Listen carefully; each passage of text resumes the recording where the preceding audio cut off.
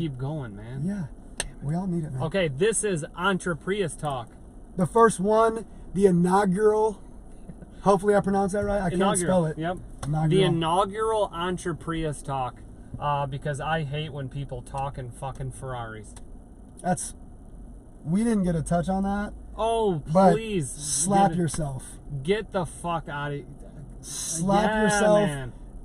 This is the real entrepreneur slap yourself story. in the mansion. Get the fuck out of here. Hey guys. Get the fuck. Yeah, dude. These are my cars behind me. Oh. If you wanna. You know I love this talk. Slap yourself. Get the Hey fuck. guys. Yes, dude. So look, it's not hard. You gotta the pedigree. Follow it. You'll make $100,000 a month.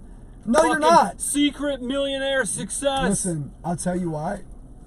Basic economics doesn't support that. So no. Agreed. Yes. The anomaly that comes out of the thousands of people may get there, but like that's anyway. Stop doing that. Yeah, right out of the numbers. How they sell it is tell you dude. I tell everyone. And it's not about money. Make good shit. It's not about money. It's not about money. Make good shit. Innovate. Yeah. Like, it's I don't know, but stop making videos in front of fancy cars and silly shit. Like don't that's read not, me your book in the back of your fucking Bentley. But I don't want to hear that shit. You know what sucks? Huh. No one cares until you do that. That's how. Well, hopefully we change this. Yeah. Like, we're in a Prius, guys. We spray painted the rims ourselves. I'm kidding, but they were professionally plasti dipped. Okay. But, just FYI, they will not look like Kenny's Mustang. I love my Mustang. Okay. Okay, you recording, son? Recording. How was volumes? Looking good. And microphone checked. Dude. Can you hear me? You want to know what's going to happen? What's up? Me chewing on the podcast? You want to know? We'll be back. Thanks. What's your name? This is going to take off so much that we're going to have people coming up to the car going, oh my God. Oh man, it's that Prius with that fucking... that guy. Those fucking dipped rims, those plasti dip rims.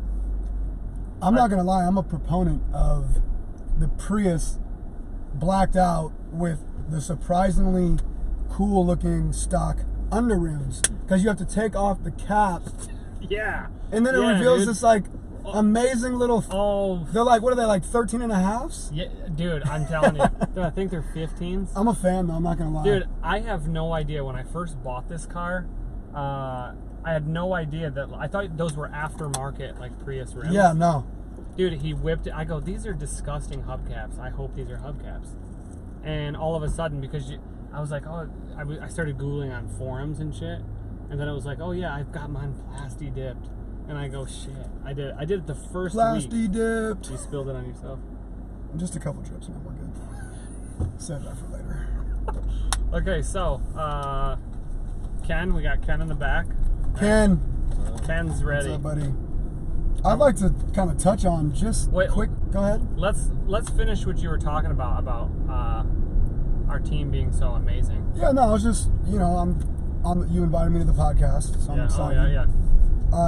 I'm not gonna lie and say I like dove in a rabbit hole to do some due diligence, but I looked at your site after I met Ken at the Tech Barbecue. Yeah. And I don't know, just randomly looking on your site, and I looked at the team and I was like, oh, I was looking at your site because of the project that I'm doing with my buddies. Mm-hmm. So I'm like having to get recon for V1. them. Yeah. Okay. Yeah. Having to get recon for them for the app that we want to build. And so anyway, that's when I saw your team, and I was like, wow, this is a diversified team he has here. I mean, I was impressed, not like, I don't know. Okay, so what about that like impressed you? Like, so there's a couple girls. That's awesome. Okay. Love to see women in tech. And then there was the Iranian girl. Okay. She's hardcore amazing. Immigrant. Immigrant. Well, we're all immigrants, aren't we? But she is a legit born in Iran. Cool. But from here, loves it. Cool. Faryar, shout out. She'll love that. Okay. Dalen from Atlanta. Okay. Kenny.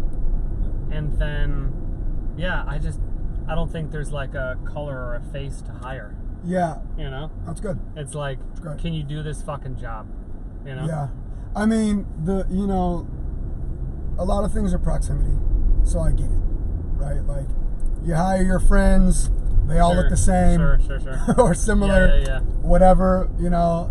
I'm not going to say people intentionally don't hire a diverse group of people, but it is kind of that cognitive dissonance, or like you're not thinking about, maybe I should get some other perspectives in the room, and maybe I should be interfacing with different people than people that look very similar to myself. You know, I think that comes from me not necessarily being in one group. Like, I don't even like the group mentality. Like, whatever it is, race, religion. Yeah. Like, I love individuality. Yeah.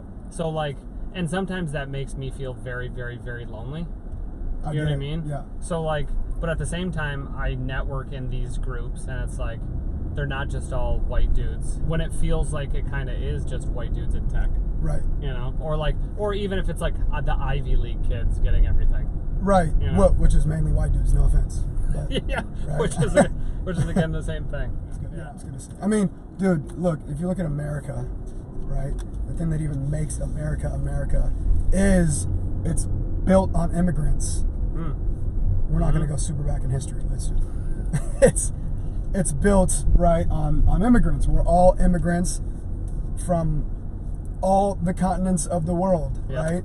All the continents of the world. Yeah, whatever that. I don't know what that means. I like that. I was trying to figure out how to phrase that, but you know, we're from all over the place, and when we come together, beautiful things happen.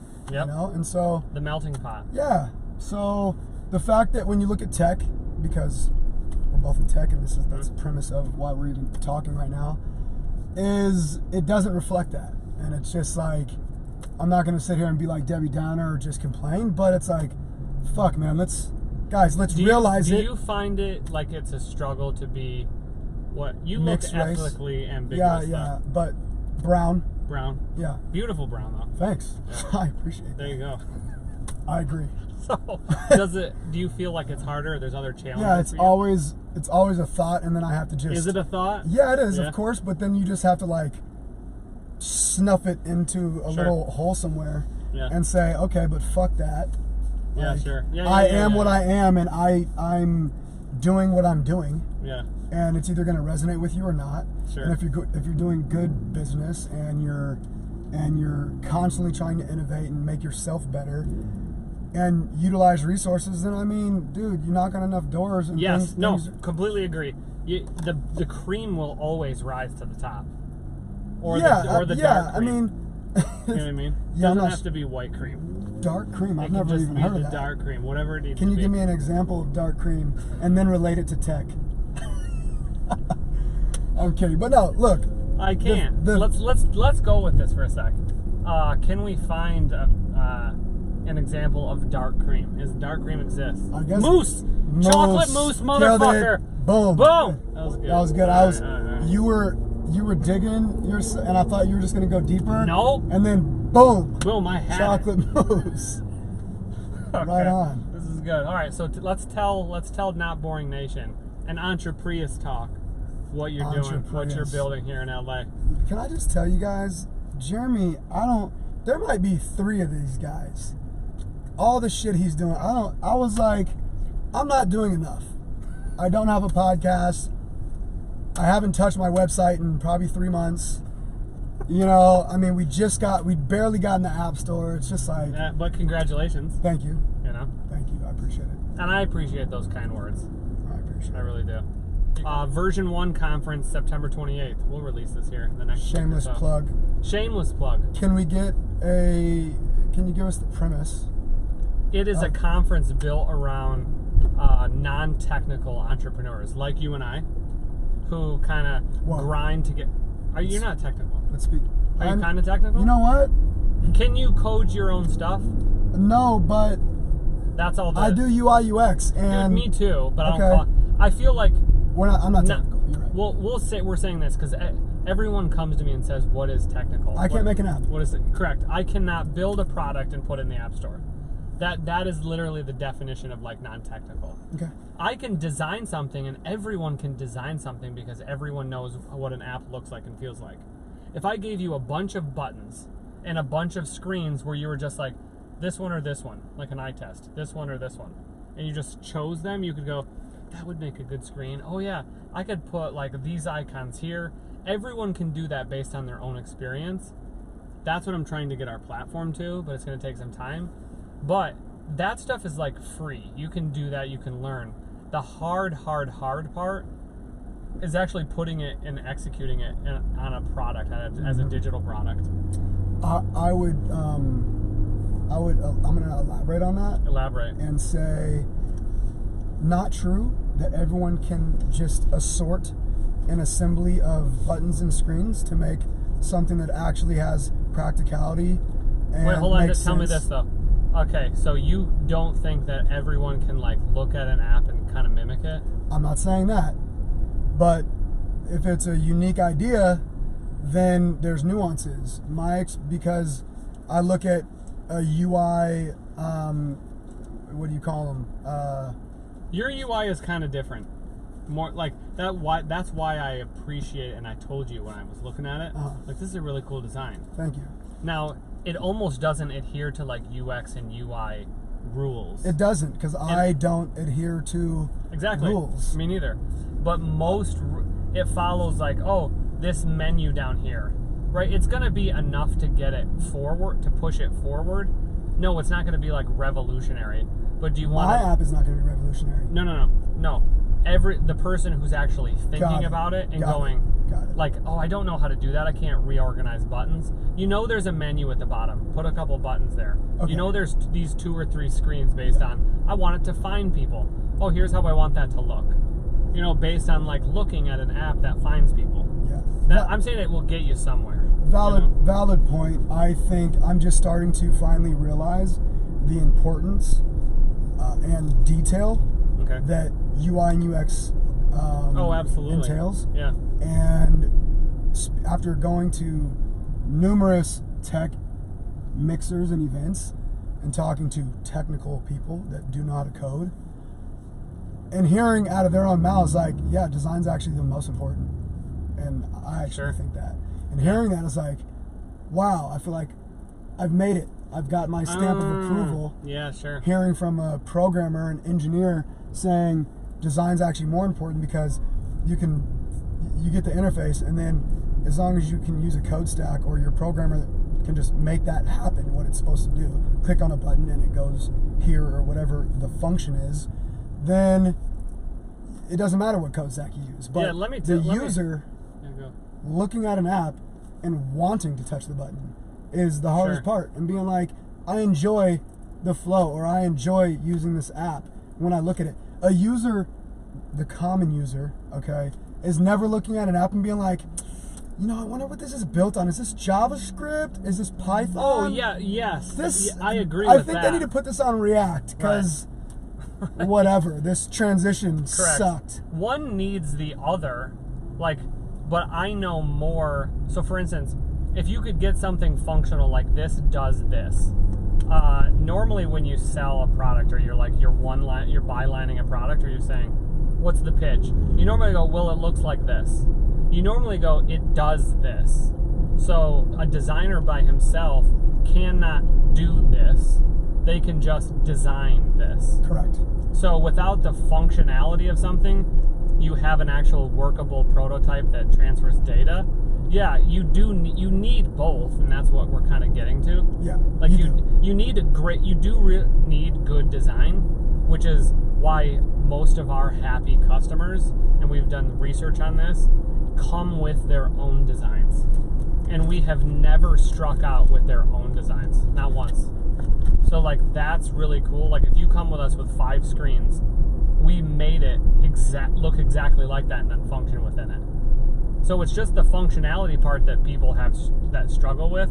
Because, dude, you can even go to, let's say, Fiverr and have decent designs made up, but it's hard to find on Fiverr someone that will make your app for that same price. Yeah, so designers, in a nutshell, are like a comparison would be like running backs in football, sure. or a point guard in basketball. Yeah. They're a dime a dozen. Yeah. So I get it, but I do feel like they're also the ones who push the threshold on what we're doing with code. Sure. So Yeah. where can buttons be? What can they do? What, I agree. You know? Yeah. And, I have a and lot that's what I try to do as a designer, is push the threshold of a programmer. Kind of, what's the Apple guy? I forgot his name. Steve Jobs? Steve Jobs. Like, why can't it do this, though? Yeah, You're sure. telling me it can't do that, but why? I think the only reason why a lot of people can't make it do this is because you just haven't paid them enough to Correct. make it, think that way or make it like that or Correct. go through the stress of that. Correct.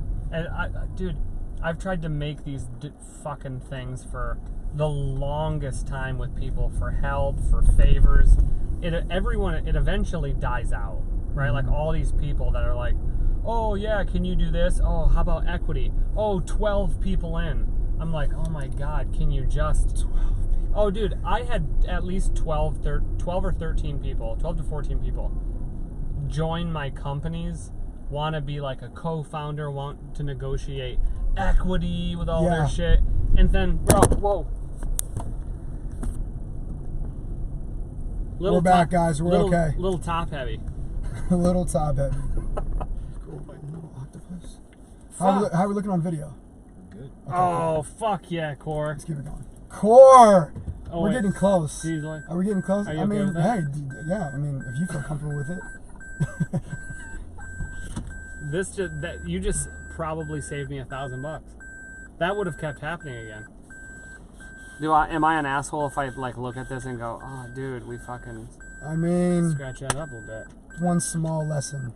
Okay, camera's good, right? Yeah. All right. All right, cool. So yeah, let's talk about that. I'd love to chime in on the co-founder, adding please people to chime the in. team. Yeah, bullshit. Dude, Let's talk about the bullshit, the advisory board. I want shares. Oh, I'll introduce you only if you fucking give me this.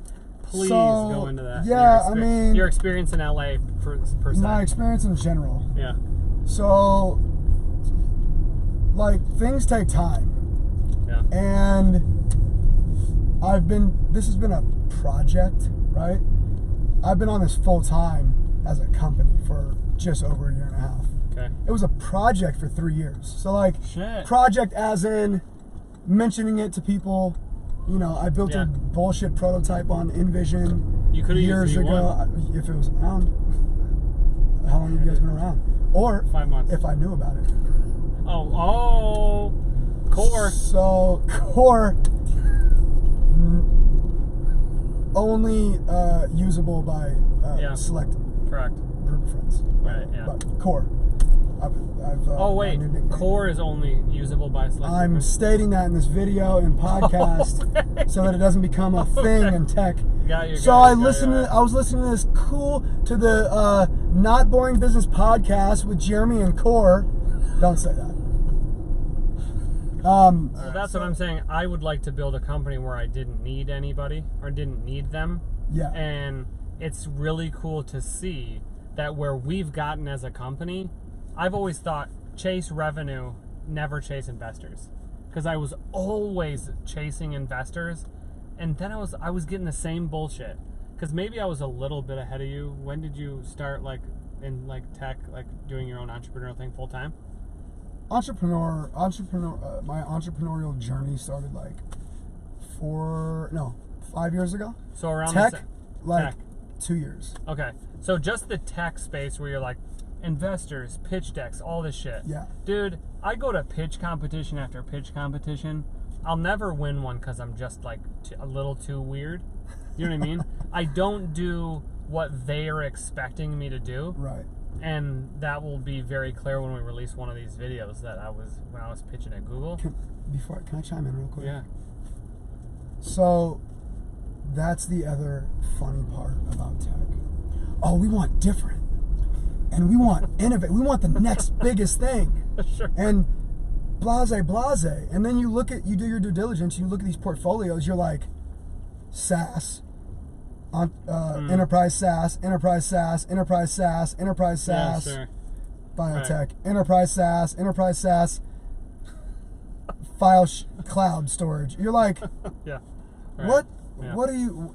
But they love to give you the, we're looking for something different.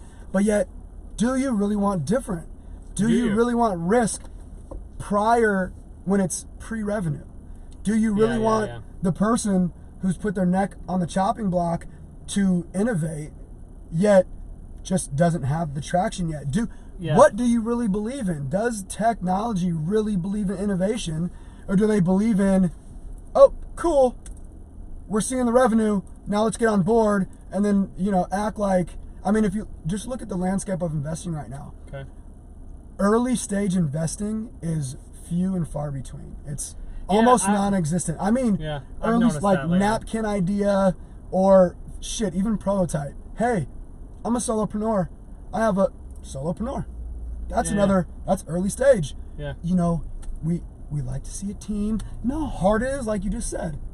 You've had 12, 13 people, I'm this and that, and I want to do this and that for the company, and let's talk about equity. No one's focused on just, can we just make good tech, and can we just make good products that the people want to use? If the consensus is, hey, that's a great idea. Why isn't that out yet? Why am I, as a solopreneur, why is all that on my back to make sure that this thing gets out to the millions, if not billions, of people that would love to use this piece of technology that makes their digital life more pleasurable or their experience online better? Like, it shouldn't be one person. But I guess that's the burden of being a solo entrepreneur, right? Like, more, they want you to almost prove that you're more than two people. So they want to see you go, because, dude, I walk into investor meetings now with, like, no joke, a fuck you attitude. Only because, not that I'm saying fuck you to every single investor. Bro, we don't have to sugarcoat it. We get it. A fuck you attitude. If you invest, cool. If you don't, cool. Right. So, because I can go in there and, dude, I still get now, and we're at 5 figures of revenue a month. Mm-hmm. I get from people, you don't have a technical co-founder.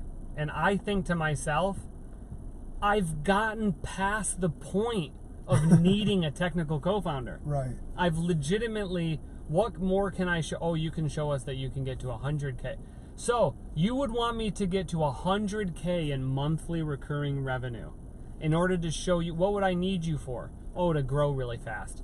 Jesus. So, like, I'm not an entrepreneur that also celebrates giving up chunks of his company either, right? Like, I'll hire people and I'll make sure and I'll negotiate and I'll get friends to do little deals. I've stopped getting friends to do anything for the company. Mm-hmm. At the same time, dude, I've tried to build enough leverage as an entrepreneur and credibility to walk into any meeting and go, and really think, because I don't have a plan B, is I don't understand. You pitch me on why I would need you. Right? Like, I don't need your money to do anything. So, like, you can relieve some of my stress. Right. But I don't need you to come in and go, dude, I get so pissed. As like a savior or daddy. When people come in, mommy or daddy, when people come in and, like, question my stuff, and I'm like, I don't need one more fucking investor who's lost on so many things to question my traction. Like, I get enough questioning from customers that I've got to sell. So let's sum up this kind of dialogue about investment and what they're looking for and what they need and all, to actually with a question. Go. What is your decision-making process? What as an investor, what do you really want? What are you looking for? Just give it to me straight so that we don't waste each other's time. I don't think you'll ever get a straight answer. Yeah, I mean, it's complicated. You know what I mean? It's like dating. It's like it's worse than dating. It's like, I just need it. Just keep it real. I really don't think you'll end up kicking yourself going. And then say, yeah, by the way, we're going to be the next big thing in tech. I want that person. Do you say we're going to be the next biggest thing in tech? So, I think so. Okay. And I'll tell you why. Okay, go. I wouldn't be excited if we weren't. No, but tell me this. You need so I won't say anything unless, so the only reason I know no one else on earth is doing what we're doing is because, ooh, the stand worked. Good job. Test of time, my friend. Dude, the only reason I know we are the only person doing this thing on Earth, the only team on Earth doing this thing, Okay. is because every fucking asshole friend or acquaintance or anyone I met sends me URLs of competitors, Mm-hmm. and it's like, this is a template, and you're paying $100 a month for this, for a template that you can't customize. Right. So like, and no one even gets close to uploading designs to their app platform, and then the turnaround within like a week. So no one can do these things, and I know because of these people, it's been like crowdsourced information. So knowing that, I go into a meeting and going, I can say no one else on Earth is doing anything close to this. No one. So like, Really? it's usually backed by some form of concrete evidence. Like when I say, look, we're growing revenue, we're doing this, it's because we signed a contract with a Fortune 100 company. And I'm like, they're seeing the benefit. Right. So like, it's normally real tangible. Can I just say good shit? Oh, I appreciate that, dude. You know? That's back to the just sell. I drive myself crazy though. Like, I'm stressed AF. So, okay, So there's let's jump into that real quick. Burnout. Oh, And, yeah, sure. you know, so again, I was listening to, I'm kind of a philosophical person. I love how you're guiding this interview, by the way. Your own. It's Core's podcast. What do you mean? What do you mean? It's not Cory business. No, it's the Core. It's Not Core's. Coring business. Oh, Oh, no. shoot. I can't get behind that. Not Cory business. I can't get behind that. No? No. Alright. You have a lot of good stuff. That's Not Cory business. We're still going. We're still no.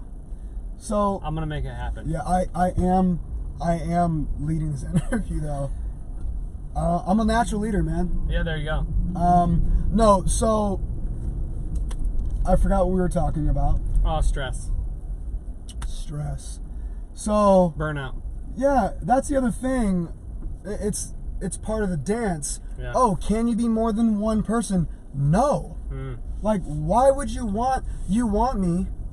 You know, and this my pops. I call him pops. He's a father figure. I have learned some great things from him. Lots of nuggets.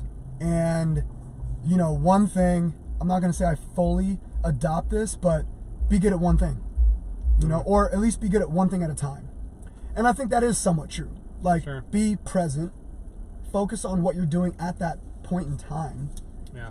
and then shift. Multitasking, I don't believe is a thing, to be honest. When I do it, I feel like They say you can't really do it. They I- say you can't actually be focused on two things at one time. I think in the macro you can. in the macro you can, but So in like the I micro, can write this script, give someone my script, let it do whatever it wants to do, but then come home and focus on my business or do something else.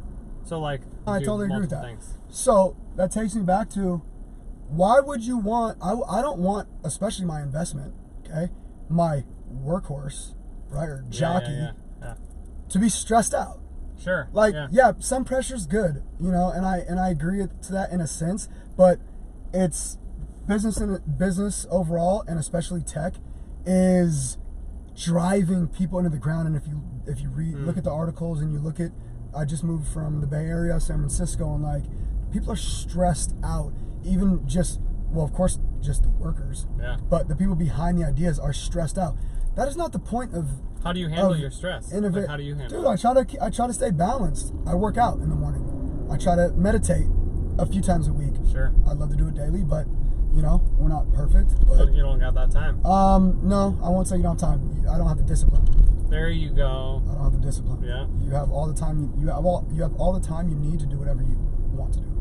You have to have discipline in order to prioritize your time. There you go. And understand, you know, that, or just be okay again in the moment. This is what I'm doing right now, and I'm going to be okay with that, and I'm going to execute this. Then I'm going to the next thing. And we don't have that. We have, you know, especially today's age with social media and all this stuff, all this abundance of information.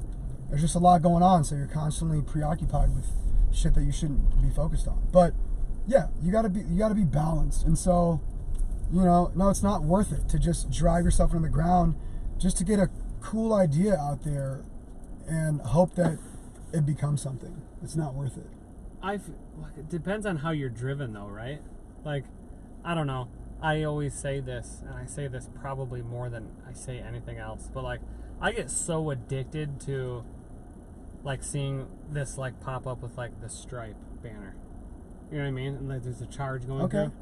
And that's such an addicting feeling that's all I want more of. So I want to make more sales. You know what I mean? I want to make more and more and more and more. I want to create more and more. Dude, I remember the first startup I ever worked for in Santa Monica. My very first week, I was making trash. It was like $16 an hour. I was like 26, 27 years old. Yeah. Right? $16 an hour. Left a job making 85 grand a year. Like, it was good work. Yeah. The first week, I reorganized the entire compensation structure for the 2,000 contractors across the country. Yeah. It got approved by the founders, done across the biggest drug ever. I would have done it for just like paying my bills, and I did it for just paying money to just pay bills. That if you're addicted to that feeling, that's when I feel like you're a real fucking pure entrepreneur. Yeah. Pure as driven snow. But what you're describing is passion. It's not, I have to get this done, and oh sure, yeah. And I have to do this, and I have to do this, and you have this basket of stuff that you have to do. You don't have any other people on the team. Yeah. You're constantly getting pushed. Yeah. In this direction. That is what I'm saying is unhealthy. Hey, if you just have a knack for something or a passion for something, not what we're talking about, and that's awesome. You want to see that Stripe thing pop up on your watch, and you made another sale, and then focus on the things that you need to do to get more of that repetitious, more of that feeling. Yeah, great, but that's not burnout. It can become burnout if you get addicted to certain things. Mine is, I can almost feel it where like I go, the company's gonna either really, really, really take off, or it's gonna fucking die because I'm doing too much. You know what I mean? Yeah. Like, I feel like, yes, it's worth it when I see it. There are days I don't see it, and there are 16 hours, 17 hours. There are at least 2 or 3. We've gone at least a few days with nothing come through. Yeah.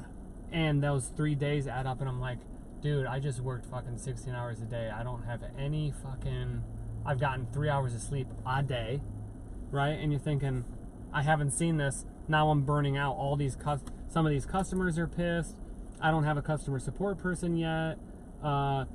Kenneth just launched a new sales campaign. We're waiting for all his shit to come in. And you're like, so I got to manage that. You got to manage down. All this interns not doing the social media like she said she would. And you're like, what the fuck is happening? Yeah. You have those days, and then you don't get the Stripe transaction, and you're like, I don't have my happiness. Do you know what I mean? My drug. Where are the sales? I don't have the drugs. I don't have anything. Yeah, I mean... So, like, that's when I start to think, like, I'm gonna die doing this. Yeah, so the thing is, though, like, work, the amount of work doesn't always correlate into the success rate. Like, people work their ass off and don't make anything. People work their ass off on projects that never see the light of day. So it doesn't always correlate. It's not a direct. Yep. They're not symbiotic. Sales and success is not symbiotic with workload or how much time I've spent working on something. Sure, I agree. So you gotta. That's why you have to be revenue focused. Like, we gotta have to put a revenue thing in your piece. Maybe with like event organizers or something. I love that. Well, You know what I mean? I wanted to talk to you. I'm proposing you live on this podcast right now. It's going to be harder to say no. But, no, seriously, but I love all the stuff you're doing, right? The festival. The conference. Like we're producing concerts now. Yeah, we are. No, the conference is super exciting. And your meetup is one of the best meetup groups I've been to. What? In LA. No, seriously, from like... Are you not shitting me? No, Right, I cool. wouldn't bullshit you. I don't have time for that. So, because the people I meet, there's always a good amount of people there. Yeah. And there's always solid people there. So I've met more connections from that I stay in touch with than any other meetup that I've gone to. Oh, wow, cool. Back to the proximity thing, it's also closest to my house. So that may play a factor. But No, but it really is a good meetup, and I want to get involved more because With the meetups? Yeah, just no, with what you're doing, with Okay. what you're interfacing with, because with my app, I think naturally connecting people. The nature of it is to connect people, and with what you're doing, like we have to support ourselves and each other. Yeah. So you want me to do a favor for you? I don't need a favor now. I want to let's. Oh, I thought there was going to be an ask. No, the ask is like, how can we interface How can we do more okay. together? All right, I love that. Yeah. That's a perfect. This is perfect. You were perfect. Thanks, man. All right. We're gonna have to have you back on here. By the way. Yeah, cause when I need some compliments, I'm coming back on here. Cause today it's been full It's of just them. me Yeah, I throwing love them at them. you? I love them. Alright. So Well, I need Yeah. more. I always need more. So like, no, you guys are doing just to great. keep. All right. Yeah. We're So, signing off. We're signing off. All right. I had a great time. See ya. Thanks. Slide the record.